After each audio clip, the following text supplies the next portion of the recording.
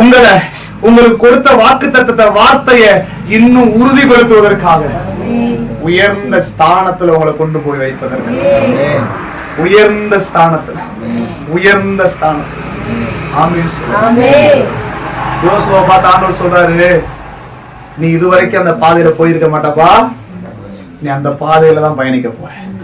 ஆண்டவரே, நீங்க மோசையை மாதிரி நடத்த முடியுமா? வாய்ப்பு இல்லையே. ஆண்டவர் சொல்றாரு, மோசையோடு இருந்தது போல உங்களுடைய நான் இருப்பேன், உங்களுடைய இருப்பேன். அம்மா ஐயா, ஆண்டவர் மோசையோடு இருந்திருப்பார் அப்படின்னா, யோசுவாவோடு இருந்திருப்பார் அப்படின்னா, என் கூடயும் அவர் இருப்பார், நம்ம கூடயும் அவர் இருப்பார். மோசே மனுஷன் தானே, மோசே தேவதூதர் இல்லம்மா, தேவதூதர் கிடையாதுல்ல. அவனும் ஒரு ஊழியக்காரன் தானே, கர்த்தருக்காக வேலை பார்த்தவன் தானே. நாமளும் மனுஷங்க தானே. மோசையோடு இருந்திருப்பார்னா நம்ம கூட இருப்பாரா?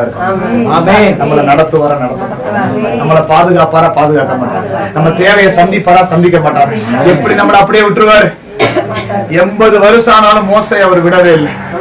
80 வருஷம் ஆயிடுச்சு. முதல் 40 வருஷம் அரண்மனை, அடுத்த 40 வருஷம் ஆடு மேய்க்கிறவன், எல்லாம் மறந்து போயிருப்பான், என்னவே மறந்துருப்பான். அப்படி எல்லாம் அவர் நினைக்கல. 80வது வயதுல மறுபடியும் தேடி வந்தார். சிலருக்கு கர்த்தர் 60வது வயசுல, 50வது வயசுல, 40வது வயசுல, 30வது வயசுல, 20வது வயசுல, 10வது வயசுல, 15வது வயசுல, இன்னைக்கு கர்த்தர் உங்களை மறுபடியும் தேடி வரார். ஆமென் சொல்லுங்க. மறுபடியும் தேடி வரார், மறுபடியும் தேடி வரார், மறுபடியும் தேடி வரார். மறுபடியும் அந்த வார்த்தை உங்களை நடத்த போகிறது. மறுபடியும் உங்களை நடத்த போகிறார்.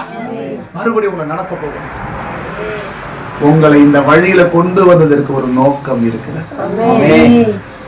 நீங்க அடையாளம் தெரியாம போறதுக்காக உங்களை இந்த பாதையில கொண்டு வரல, உங்களை அடையாளப்படுத்துவதற்காக உங்களை இந்த பாதையில கொண்டு வர, உங்களை அடையாளப்படுத்துவதற்காக, உயர்ந்த ஸ்தானத்துல கொண்டு போய் வைப்பதற்காக.